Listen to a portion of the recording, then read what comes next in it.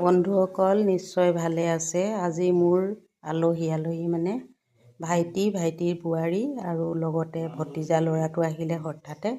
তেওঁলোকৰ কাৰণে আজি ৰাতিৰ আয়োজন কৰিছোঁ। মোৰ ছোৱালী এজনীয়ে বনালে এয়া চিলি, নামটো পাহৰি গৈছোঁ, চৰি দেই। এইটো বাৰু শেষত দেখাম, মই নামটো সস্তাতে পাহৰি গ'লোঁ।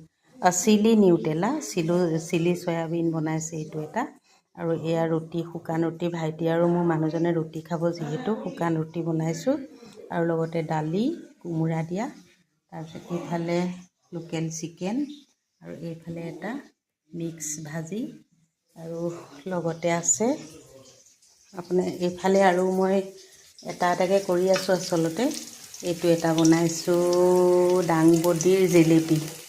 ইয়াৰ নাম দিছোঁ দাংবডিৰ জেলেপি।